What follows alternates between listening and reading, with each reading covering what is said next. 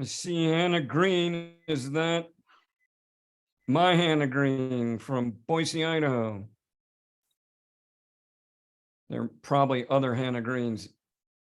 Yep, there she is from Boise. Welcome, Hannah. Great to see you virtually.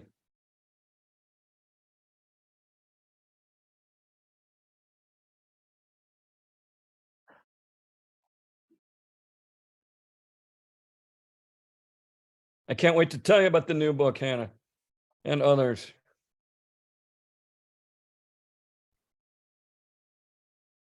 So Hannah's off the hook. I already know who she is and where she's from, but the rest of you can give us your name in the chat. I'm going to be using the chat a little bit periodically throughout the webinar.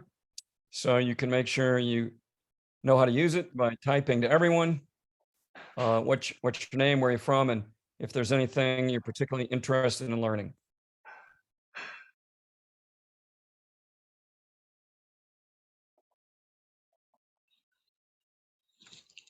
Hi, Maria from Bethany, Connecticut.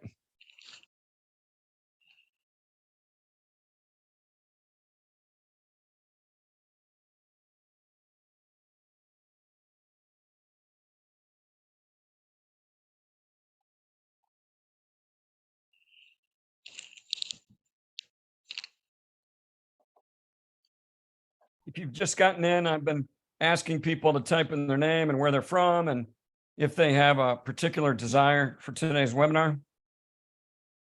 And we'll be using the chat throughout, so be a great chance to make sure you know how to use it.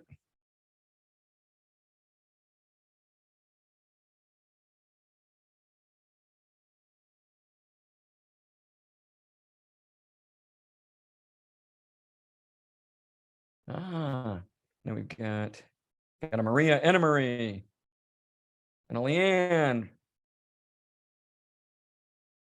Thank you, Leanne.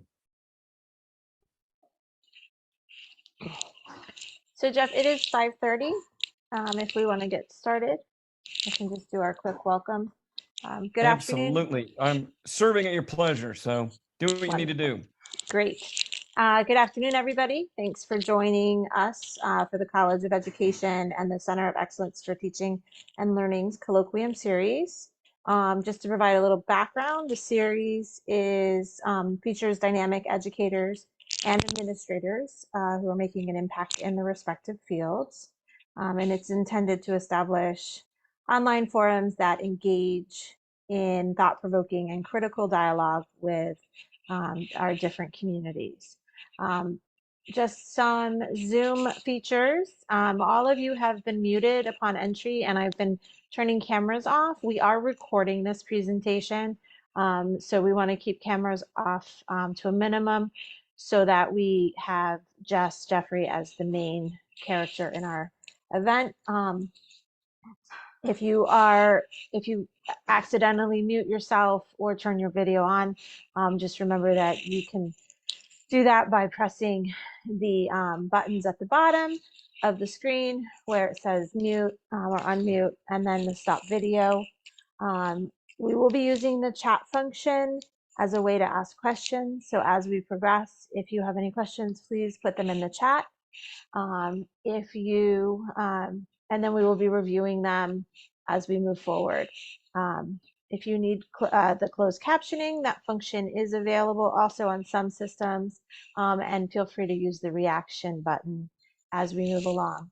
As I mentioned, we are recording this, so if at any point you are asking questions, you may want to keep that in mind for the presenter.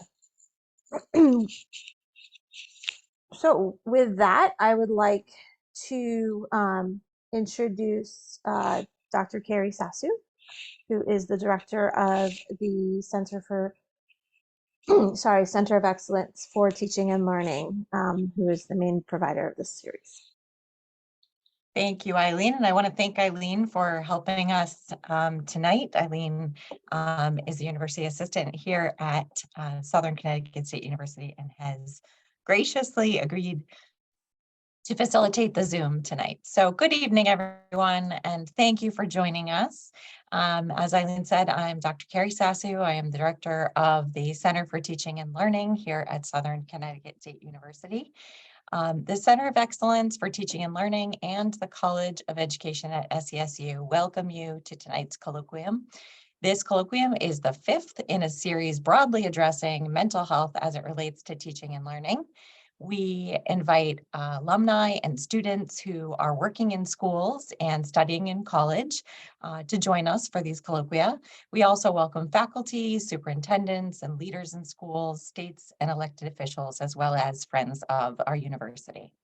Through these colloquia, we aim to bring you speakers that are focused on relevant themes in education today, sometimes challenging, difficult topics, often with different perspectives and positions, but always aim to do so in an open and respectful academic environment. So thank you for attending tonight and for your support of the center and of the university. It is my distinct pleasure to introduce our speaker tonight, Dr. Jeffrey Wilhelm. Jeffrey Wilhelm is an internationally known teacher, author, and presenter. He is a full-time, or was a full-time classroom teacher for 15 years and now a university professor for 26 years and counting, as he says. Jeff Wilhelm is currently the Distinguished Professor of English Education at Boise State, the founding director of the Boise State Writing Project, and he was also the founding director of the Maine Writing Project. He teaches middle or high school students each and every spring. He has authored 42 texts about literacy teaching, including his newest book, which was just released in February of 2023, Fighting Fake News, Identifying and Interrogating Information Pollution. All of what he is going to talk with us about tonight comes from his books, so I encourage you to check those out. He currently directs a demonstration site in teaching the dispositions of democracy with all of what Dr. Wilhelm emphasizes on news literacy and controlling for information pollution in teaching and across the curriculum. I want to also note for you that the PowerPoint that Dr. Wilhelm will share with us tonight will be available on our website following the presentation. And another point to note is that Jeff will be the featured speaker for the upcoming literacy conference, which will be hosted on campus. And so this is sort of a sneak peek of his keynote speech, wherein he will take us on an even deeper dive of this in other information. The Literacy Conference is the 2023 SCSU Literacy Conference on May 6th. And the title of that conference is We're All Screen-Agers, How Literacy Shapes K-12 Teaching, Learning, and Citizenship in Digital and Online Spaces. You will receive a link to registration for that event when we email you following this event. So thank you for being here tonight. And without further ado, I will pass it to Dr. Wilhelm. Jeff. Thank you so much, Carrie. I'm going to move to my computer. And here we are. Well, welcome everyone. I'm so glad that you're here with me today. And I'm looking very much forward to our time together.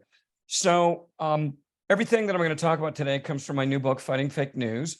And I'm going to take a particular angle on our work today. Jeff? Yes? I'm sorry, I'm going to interrupt you because what I'm seeing on my screen is just the toolbar. Okay, so I wonder, it says for me that I am screen sharing. So whoever was sharing the screen before might have to turn off theirs or stop share. I did already. This is Eileen. I stopped my screen share. Well, I'll escape. Yeah, I would just try it again. I know this never happens to you when you're teaching. Okay, so share the screen and Share the screen. And share the screen. Did that There work? we go. Yay. Excellent. Success. Okay, victory. Usually you need a 7th grader to help you solve these kind of problems. So thank you very much to those who stepped up. All right, so here's our essential question for today. How are teens, and by extension, the rest of us, susceptible to and affected by information pollution, especially on social media, and what can we do about it?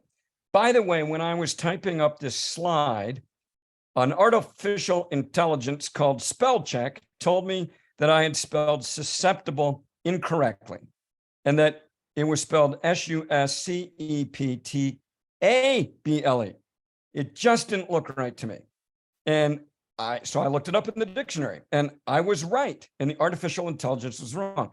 That's a really innocuous and simple form of information pollution, which is I was just given the wrong information. I'm sure that the spell check was not out to undermine my authority or cause me any problems. It just was programmed wrong. But that's just a simple example of information pollution and how you can be misled by it.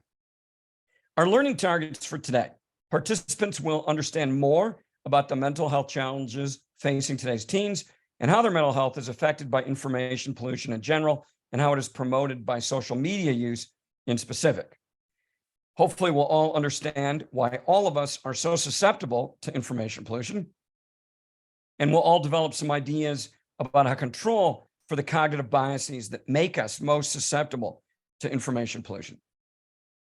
Here's a chart that I got from the American College Health Association, published earlier this year, and it's about US undergraduates diagnosed with a mental illness.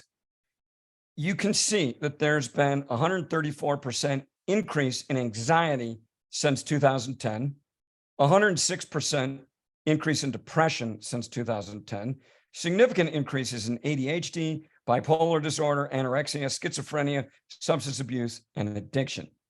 And if you read the New York Times or Washington Post or any newspaper, you've seen this over and over again, that the mental health situation for our teenagers and youth is just getting worse and worse and worse.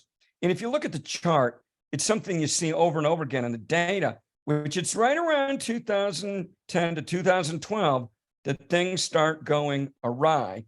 And you'll also notice that they're not getting better. There's a lot of other studies on youth that demonstrate the same problem. The 2023 CDC Youth Risk Behavior Study found that, among many other things, 60% of high school girls suffer persistent sadness and hopelessness. Nearly 25% have made a suicide plan. Girls are more at risk than boys. And the Politics of Depression study recently came out. Teens with a liberal point of view are more at risk than those with a conservative point of view. All of these studies showed that COVID had a minimal effect on the depression, anxiety, mental health of kids. There's a lot of other studies at youth going back to the 1950s. One of my favorites is Erik Erikson's work on human development.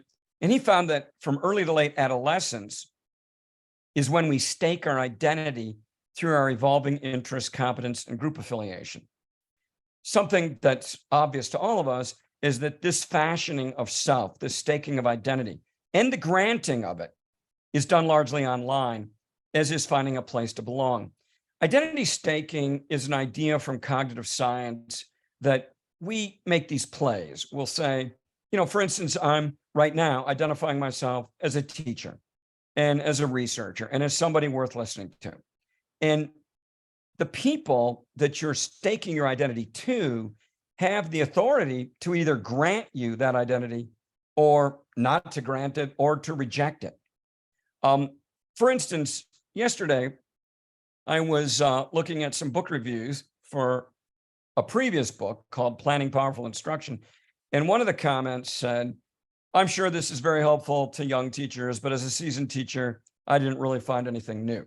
Well, that person was saying, I do not grant you your identity as a person who's, providing experienced teachers with new ways to think about teaching.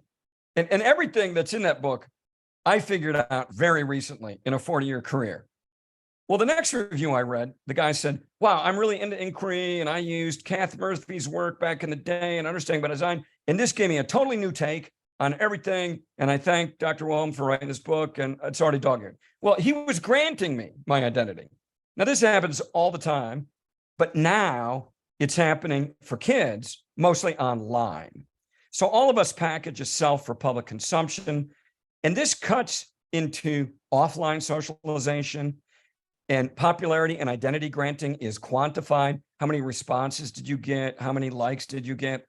Corporations, many studies are showing, and if you haven't seen the movie, the documentary Social Dilemma, I highly recommend it.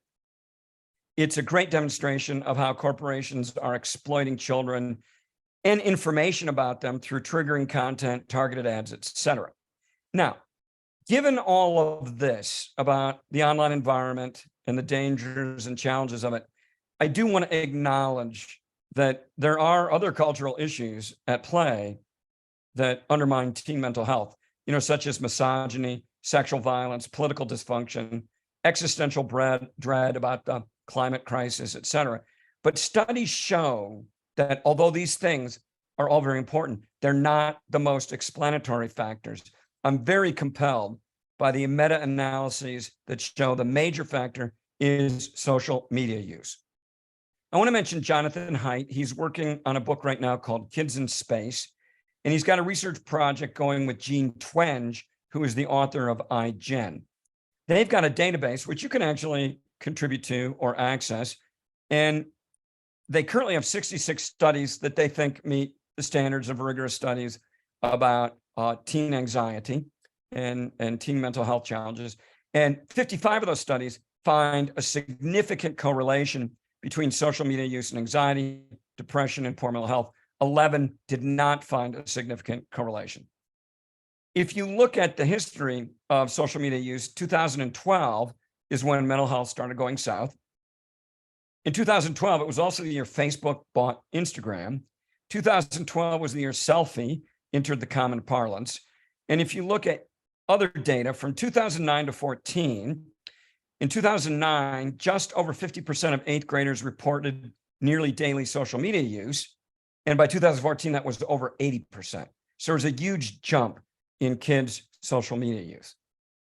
Now, one of my arguments today is that social media use is a profound source of information pollution. And in fact, social media is kind of designed to propagate information pollution. This is not a new idea. Neil Postman in 1985, in Amusing Ourselves to Death, wrote, "We have begun a vast descent into triviality, and we will lose the distinction that informs all others of fact versus fiction." Sherry Turkle, in her seminal book, The Second Self, wrote about how online environments allow us to create alternate selves and alternate fact-based realities. This was well before Kellyanne Conway and Alternate Facts. One of the things I remember from reading the book back in the 80s is that she argued that for many people, an alternate self, which doesn't reflect reality, or an alternate reality, is much more enticing and attractive than reality itself. Megan Garber, in the latest Atlantic, wrote, "Instagram users post their own touched up, filtered story for others to consume. Even the less photogenic Twitter invites users to enter an alternate realm." So basically, what people have been saying for going on 50 years is that online and in virtual kinds of reality, everyone is lying, or at least misrepresenting. And we have to regard this as a kind of information pollution. Now, let's pivot to being more hopeful. I'm a marathon Nordic skier, and my coach is One Arm Willie Stewart. He's actually quite famous in the Paralympic world and elsewhere. And one of the things he says whenever we have practices, today, are you going to get better or are you going to get worse? And one of the things that we know from research on teaching and learning is that if we're mindfully trying to cultivate a mental model that makes us better, we can do so. But if we're not mindfully attending, then what happens is we entrench bad habits. And when it comes to social media, information pollution, we've got a ton of bad habits that are not our fault. It's the fault of our evolution. And we'll be exploring those today. But basically, we know we can get better and we can help young people get better at critical reading and controlling for fake news, we can help them have a more accurate worldview, which is always tied to better mental health, but only if we pay mindful attention to this problem over time. So we can do something, but it's on us to be very conscious and attentive about how we do it. I love this slide. Most people think success looks like that thing on the left, but if you're a teacher and you're in for the long haul, it really looks like that slide on the right.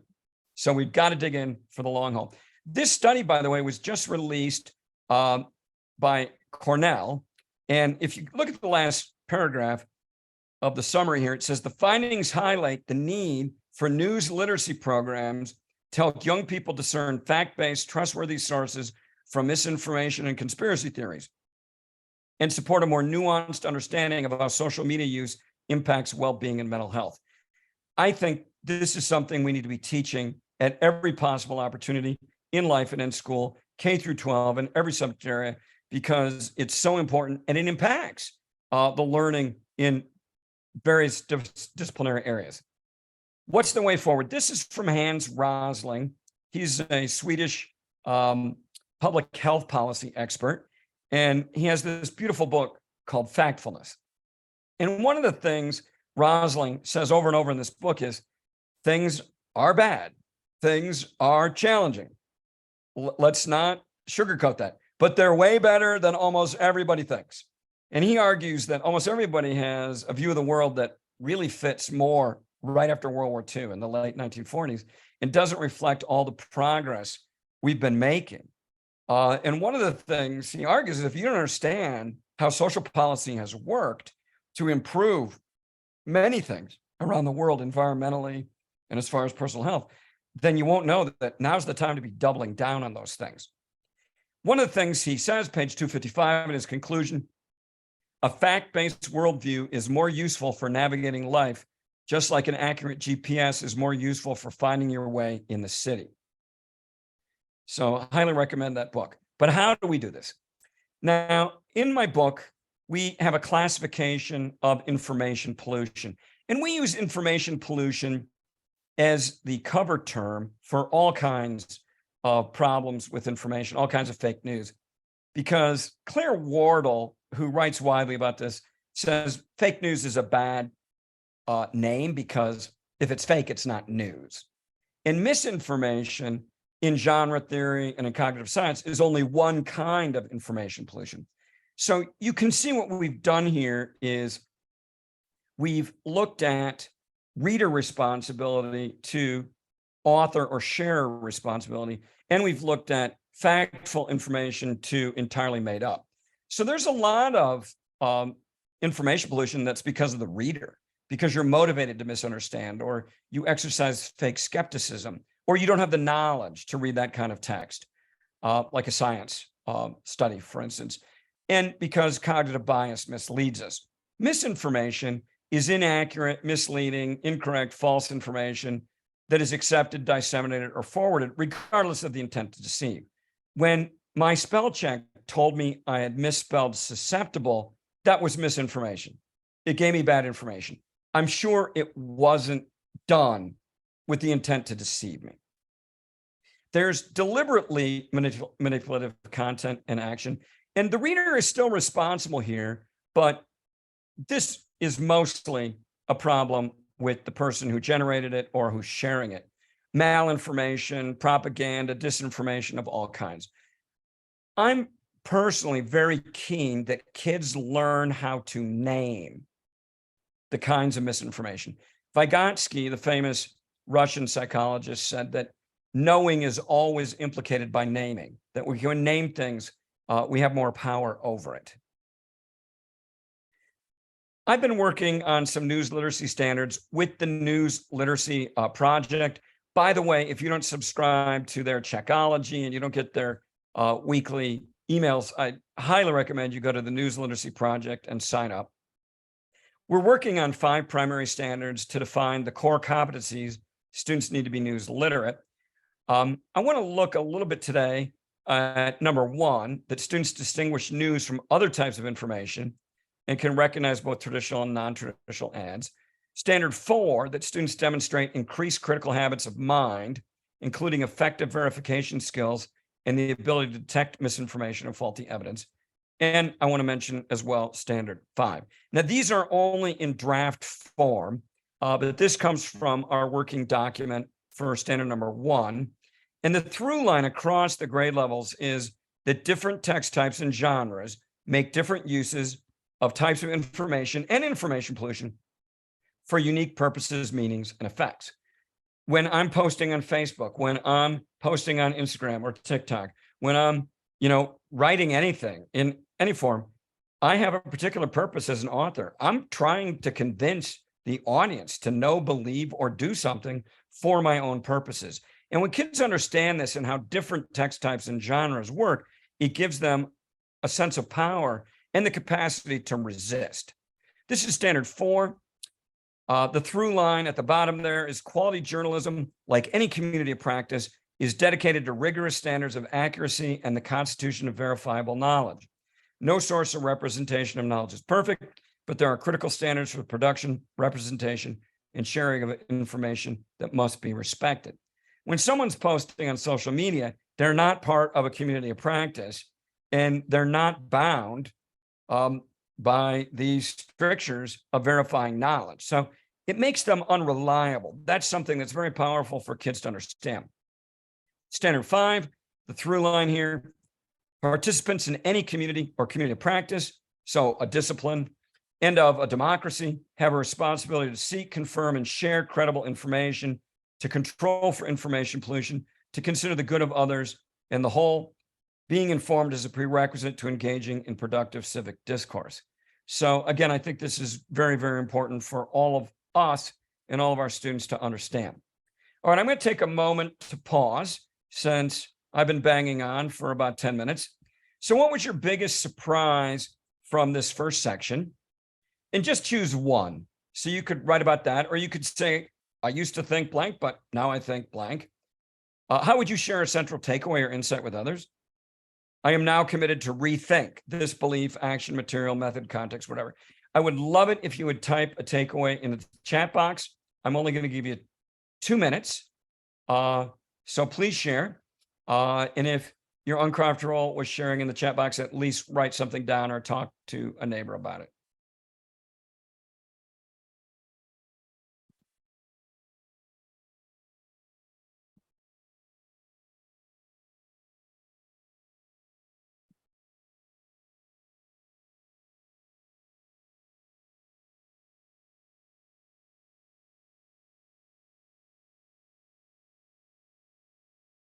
Nick, LLMs and AI will vastly increase the information pollution of swimming. I'm in agreement with that, and I don't think our students and our schools are prepared for it.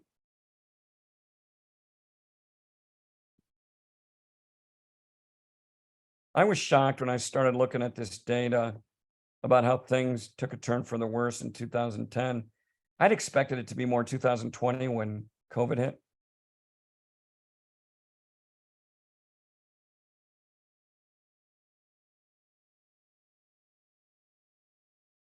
Yeah, those those news literacy standards are meant to be applied to any subject area, K through 12. Yeah, identity granting is a very, very powerful idea. Yeah, I was also surprised, Hannah, by that COVID wasn't the big game changer. I think it might have changed the game in some ways. Like, I think kids forgot how to do school, but across the data,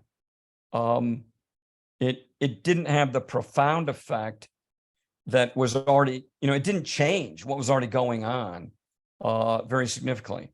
The effect seems to be minimal in study after study. That very much shocked me. And that's not to say COVID didn't have an effect, but on mental health.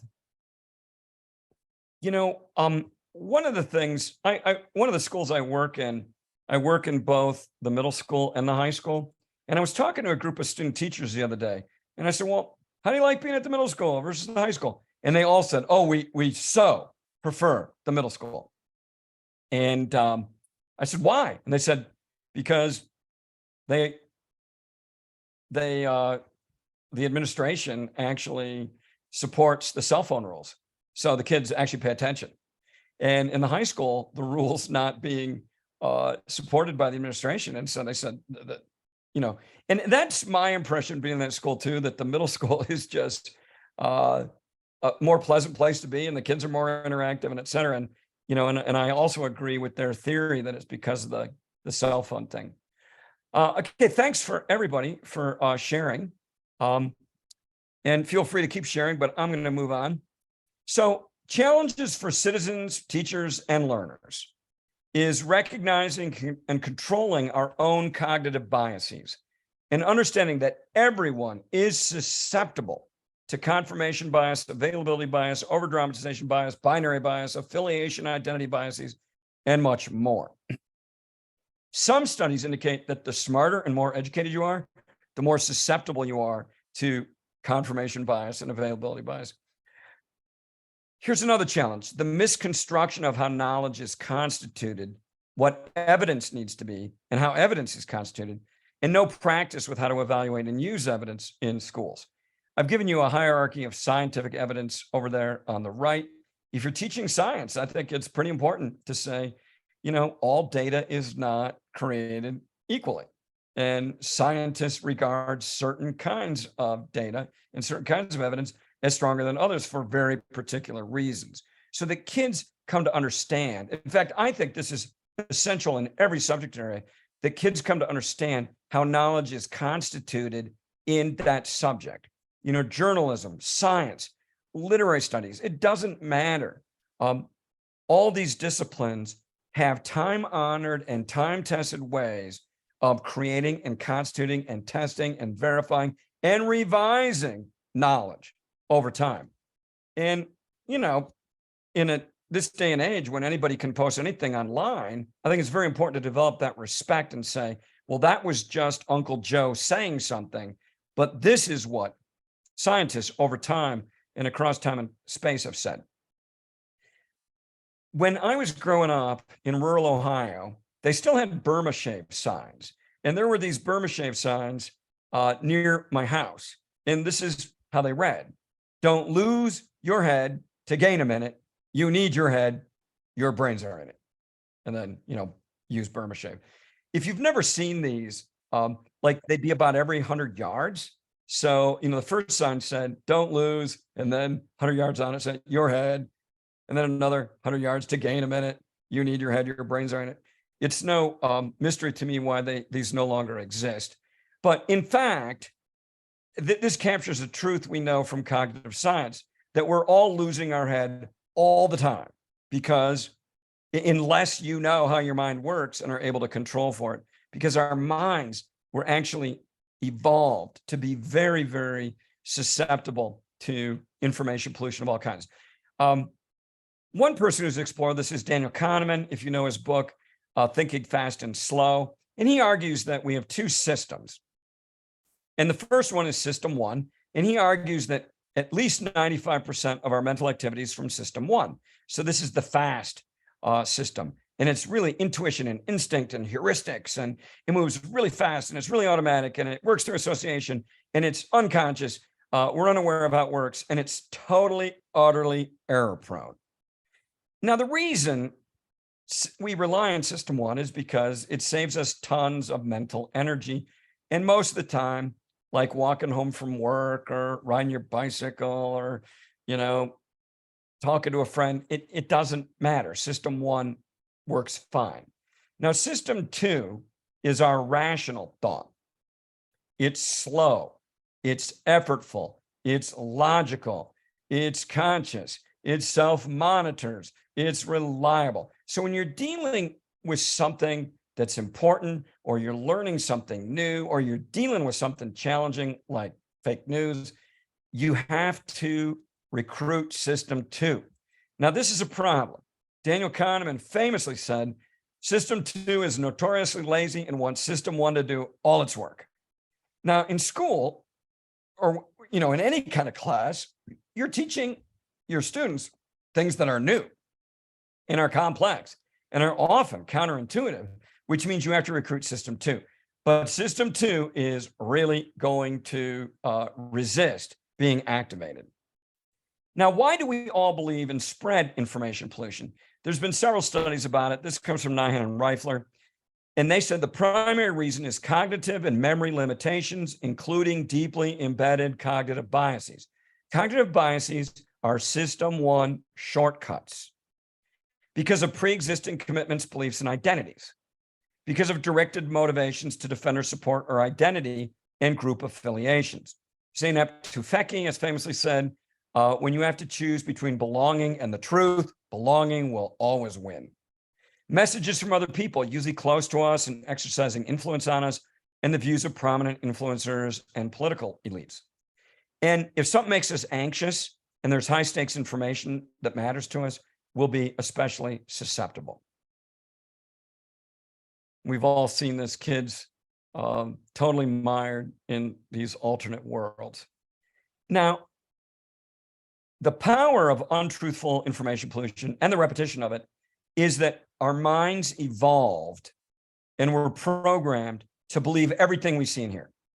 Because if you were hiking along and you saw a snake, you didn't have time for lateral reading or to verify if it was poisonous or not poisonous. So you ran. And in fact, if you walk out in the woods and you see a snake, you will still have this flight impulse.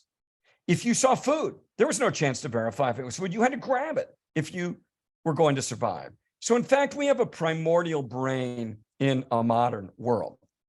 Let's look at some of these biases. So this is availability bias. How many people die each year in commercial airplane crashes in the US? So provide the answer. Just think to yourself, how many people die each year in automobile crashes each year in the United States? Now, the answer since 2003 has been less than 1 death with commercial airlines a year since 2003. And those have mostly been on runways. They've not been during flight. If you expand that to non-commercial airplanes and, 1-seater, 2-seater, small planes, it's still less than 15 a year. But it's over 40,000 people die in automobile crashes each year in the United States, going back to the 1950s. So why do we have this skewed view? It's because of availability bias. Because you'll read about any airplane crash like the one in Nepal, anywhere in the world, and it'll trigger you because it's recent, it's repeated, it's personal, it's emotional.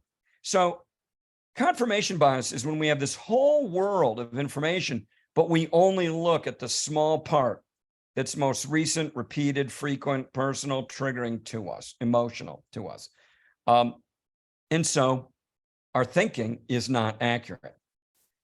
Here's a confirmation bias activity. So confirmation bias is very similar, that there's this whole world of objective facts, and we only look and we only see for what confirms our beliefs.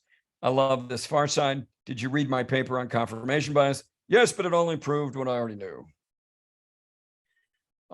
Likewise, I did 6 experiments, but only 1 supported our hypotheses. Well, let's only submit that experiment in the grant proposal. What about the other 5? Human error. And this actually happens even among researchers who are trained to control for bias is, you need to have findings.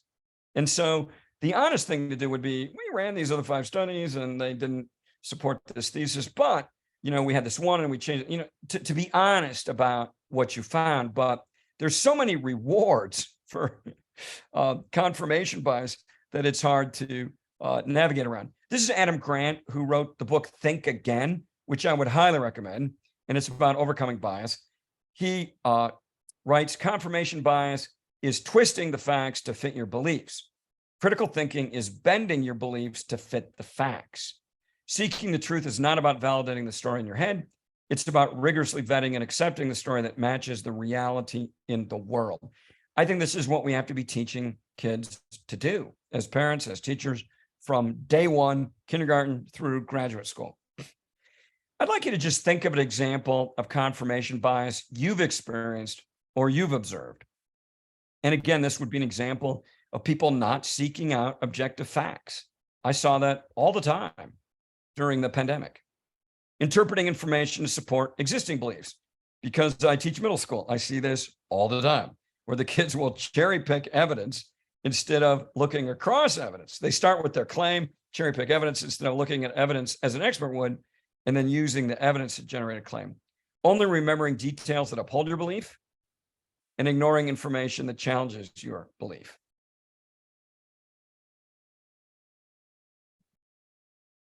I have my students generate images about bias. So here's one that some kid, one of my students did.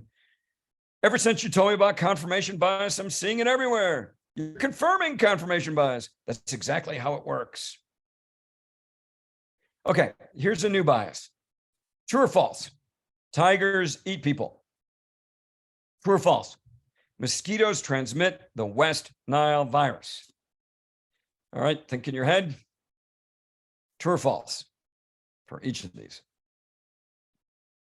Now, this exhibits what's called the overdramatization bias. In fact, there's 10 of these biases. Hans Rosling goes over all of them in his book.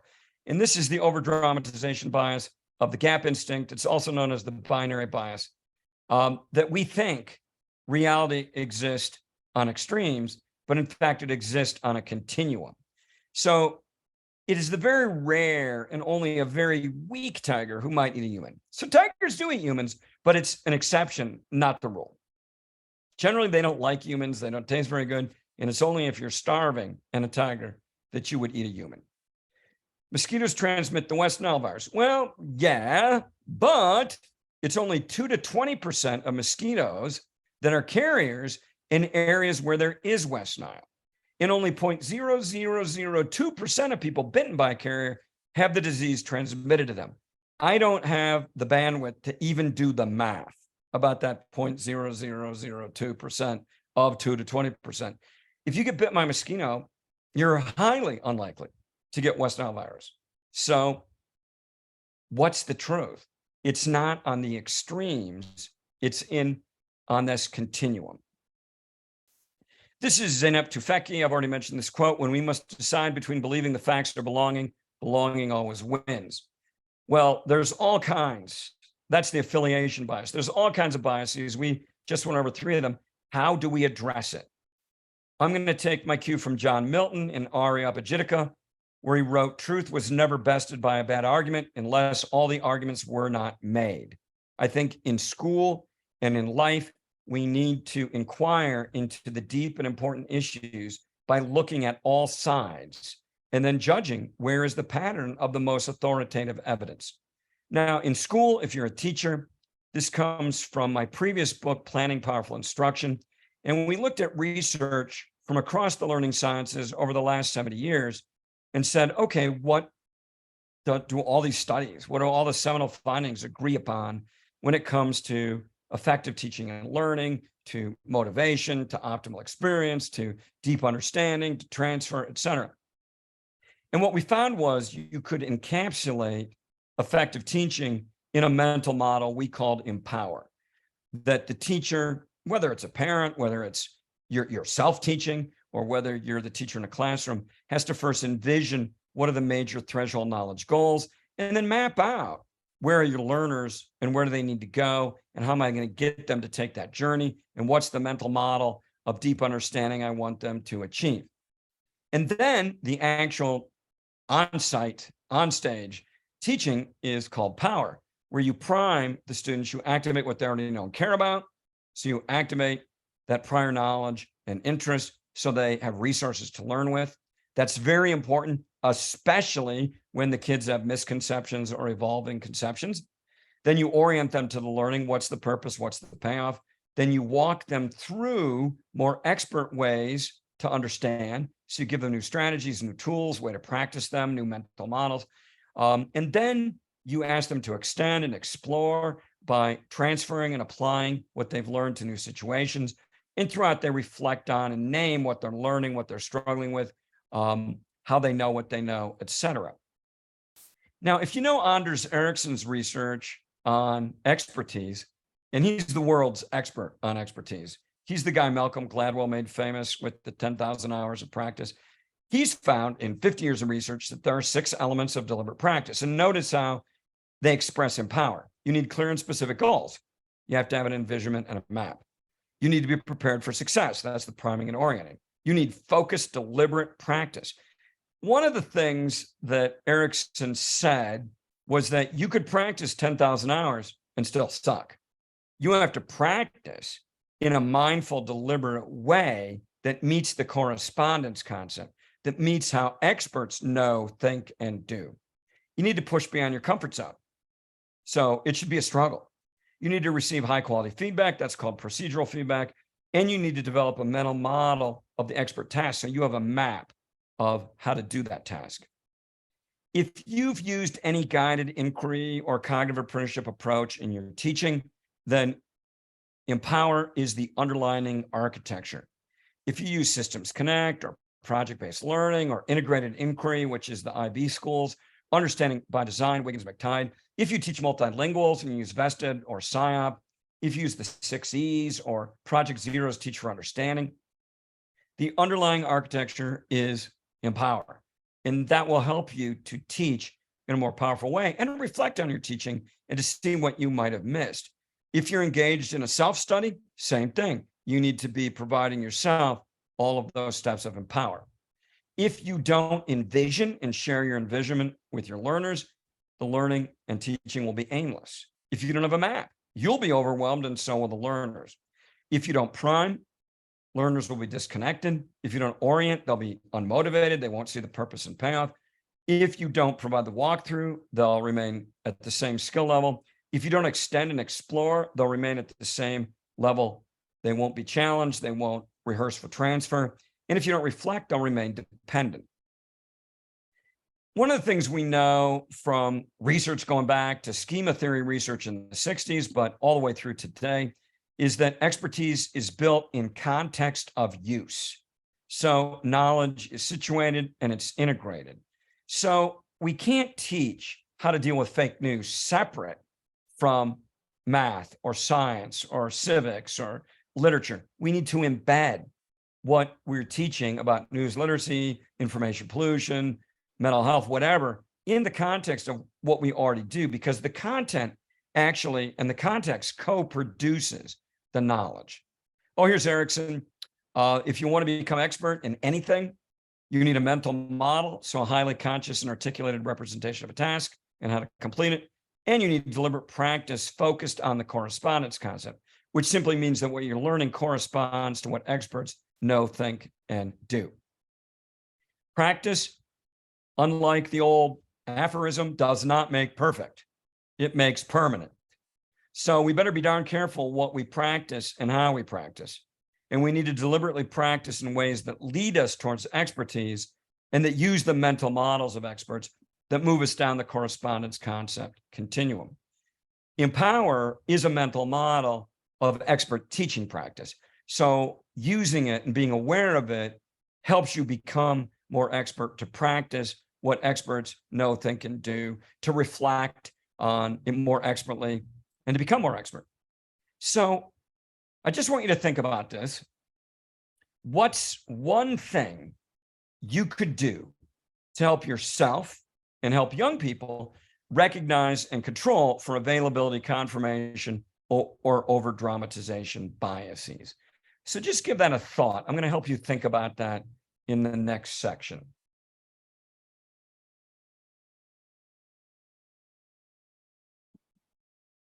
So what can we do? My answer is instruction. I totally believe that all solutions to all problems require instruction and deliberate practice, including self-study, in this case, of our minds and biases, and instruction and practice to develop students' capacity for identifying and interrogating information pollution. So what are some things we can do? One of the things we know from literary studies is how unreliable narrators work in literature and in life. And when someone does a social media post, that's an unreliable narrator, guaranteed. So this comes from Michael Smith and Wayne Booth's work on irony. The first thing you have to do is you have to know, you have to be cued that, wow, maybe the surface meaning isn't isn't true. Maybe I shouldn't accept it. Then you got to decide what's not under dispute in the text or utterance. That is what you can believe and accept, and then apply your knowledge of the world to generate a reconstructed meaning of what is under dispute. Now, I teach middle school, so I'm working with the most ironic people in the world. They'll come in and they'll go, "Nice tie, Dr. Willem," and they'll laugh. "Ha ha ha! Great looking haircut, Dr. Willem." Ha ha ha! And what they're doing is they're saying something nobody could possibly believe, that Dr. Willem is stylish and wearing a good tie. But just in case you might misunderstand, they say it in an ironic tone of voice and they laugh ironically afterwards, so you won't misunderstand them. These kids who are so great at verbal irony are terrible when they read it because they don't understand the cues that tip you off that you're not supposed to believe the surface meaning in literature or a literary nonfiction text. I teach them these 6 tip-offs from Wayne Booth, and they become very, very good at understanding irony, even in 7th and 8th grade in literary text. So it's the instruction that gets them over the hump. Unreliable narrators is a kind of ironic discourse in literature. But of course, as you can see, we have unreliable narrators in life. These are the questions you ask. Is the narrator sufficiently experienced to be reliable? Is the narrator sufficiently too self-interested, sufficiently knowledgeable, sufficiently moral, too emotional, too inconsistent with his or her words to make them reliable? And this is something kids can learn, and you can apply it. In social media, number 1 is almost always in play, and number 2, quite often. In the case of my spell check, I would say number 3 was a problem, that spell check was programmed incorrectly. And this will help you and help students to understand, when should I take something with a grain of salt and not take it too seriously? One of the things we teach students, and this is a part of our book, is the Civic Online Reasoning Questions from Sam Weinberg and the Stanford History Education Group. It's just these 3 questions. I teach these all the time, every time we read anything throughout the year. Who's behind this information? And how reliable and credible are they? This is a sourcing question. What's the provided evidence and how strong and authoritative is it? This is an evidence question. What do other sources say? This is a lateral reading question. Now, in our book, we've got a series of lessons where you do this kind of work with the students, and then you dig deeper, and then you give them practice and understanding the authority of sources and the reliability of evidence. Let's just look at the evidence one, where I'm deliberately practicing a mental model of what makes good evidence. I was teaching a unit about what makes art influential, and I came in one day and I go, "I've got a great claim. Elvis is the greatest singer of all time." And, my students go wild. "You're nuts. You're crazy." "Oh, no, I got evidence. He has sold more records than any other performer. His movies are still shown on TLC, and he had a unique combination of charisma and talent." And they start contending with me. I go, "What's wrong with my evidence? Tell me." Well, they go, "What's a record?" So I had to explain that. And then we looked it up and we found out that even if we said copies of songs, that used to be true and is no longer true. So we learned things like your data has to be current. It has to be verifiable. It has to be checkable. His movies are still shown on TLC. They go, "So what?" I go, "Well, he's on there because he's a great singer and he always sings in the movies." And, and they said, "That's totally off point. It's not relevant to your claim." And so they learn this criteria of good evidence, that it has to be on point, it has to be relevant. And he had a unique combination of charisma and talent. And they rightly said, "That's just another opinion. That's just another claim." And you'll see this with kids where they give you series of claims instead of real evidence that's checkable, that runs across data sources, et cetera. So already these 7th graders knew a lot about evidence that we could codify into semantic scales that we used. And it highlights this big insight that to have an argument, you have to have a solid foundation of safe and checkable evidence. So if I said to you, "You should retire to Boise," and you go, "Why?" And I said, "It's a great place to live," that's just another claim. But if I say it's high desert, and high desert is healthful for people with respiratory, now I'm actually getting into some verifiable evidence. This is a semantic scale that I've used with students based on what they came up with by going through these kind of activities. Here's a worry that in school, we use text-based arguments, and that means the evidence isn't under dispute. So kids don't get practice about judging the reliability of evidence. So I give them, this is from our book as well, I give them a claim and then I'll give them a series of evidence and I'll say, what evidence is strongest? What makes you say so? And again, they're working through this mental model of what makes good evidence. One good thing about text-based arguments, but this is true of all other arguments too, is that you've got to reason from the evidence, because evidence doesn't carry an argument, it's how you reason from it. I'm always trying to highlight to the kids that the internet is filled with information pollution. And I have this chart in my classroom about conspiracy theories, that the world is filled with conspiracy theories, and you can learn how to identify them. One of the things middle schoolers, but even high schoolers do quite often is they go, I did my research. And I'm thinking of, I went into school the day after Kobe Bryant died in the helicopter wreck, and several of my male students said, oh, that was an assassination. And I go, what are you talking about? They go, we've done our research. Well, we've done our research just meant they saw a Facebook page. So because I want kids to understand the constitution of knowledge, I want them to understand the scientific method. I want to understand the journalistic method. I want to understand how literary theorists do their work. I don't want them to be like the woman on the left. I've done my research on vaccines. And then the researcher says, what do you think about the PCV2 specific lymphocytes that raise the number of THTC and CD3 plus positive T cells in the blood of DNA vaccine immune groups? Yeah, that guy's done his research. Again, this comes from the News Literacy Project. They have a ton of great resources. They're at newslit.org. Sign up immediately. They have a lot of things like this about what makes good evidence in different subject areas. I love these memes about, my kids actually found these. Vaccine Research Laboratory, 200 years of research and development. Anti-vaccine research laboratory, 200 minutes of intense web browsing. You know, I want them to respect and understand how knowledge is created. Final thing I want to say, all facts are not created equal. Here are 5 questions. So this is a mental model for evaluating research and research-based evidence. And we've got a whole chapter on this in the book. Who's doing the study? Is it an authoritative source? Are there conflicts of interest, et cetera? Who are the participants? Is there an underrepresentation of women, the elderly, BIPOC, different education levels, different SES? What causes what?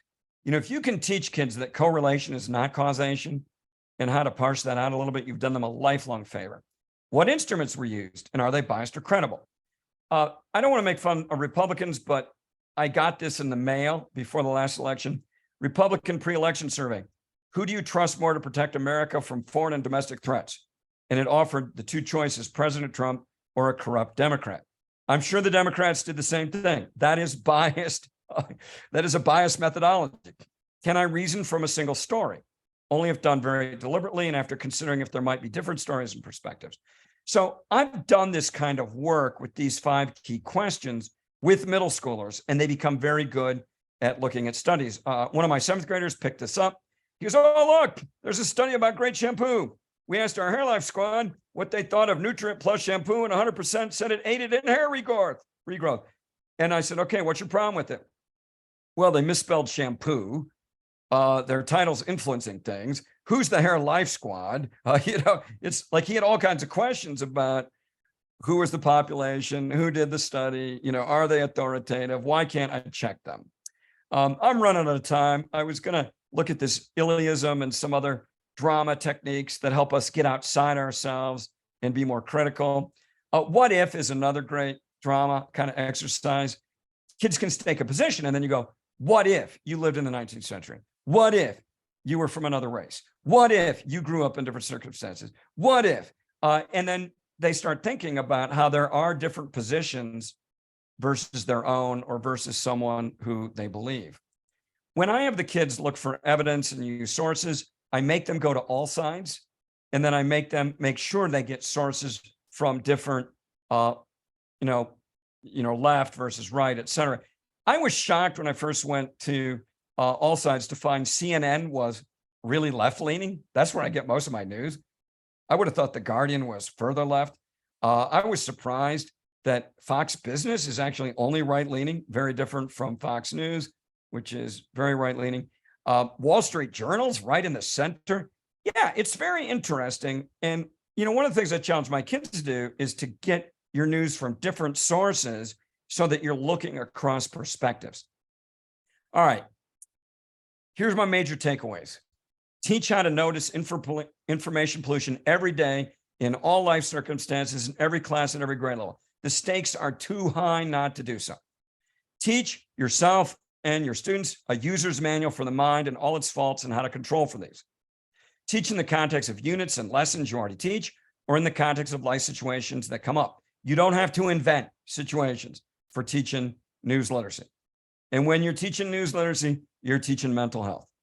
Teach through guided inquiry to teach the why and the how, and connect learners' lived experience to curricular content. Teach source and evidence evaluation in everything you do. Here's a final reflection. Just like you to think for a moment and type into the chat. One strategy I could use in a specific lesson or unit is, or a way that I could invite students to self-assess their susceptibility would be, I am now committed to rethink or recommit to a certain belief, action, system, material because. So take a moment to write that down. As you're doing that, everything I talked about today comes from my new book, Fighting Fake News. Corwin is offering 30% off and free shipping if you use the code webinars23 at corwin.com. And they told me they would honor that for today. And I also referred a little bit to my book, Planning Powerful Instruction. That's also 30% off with the promo code webinars23. All right. We're out of time, but I will stick around if you have any burning questions.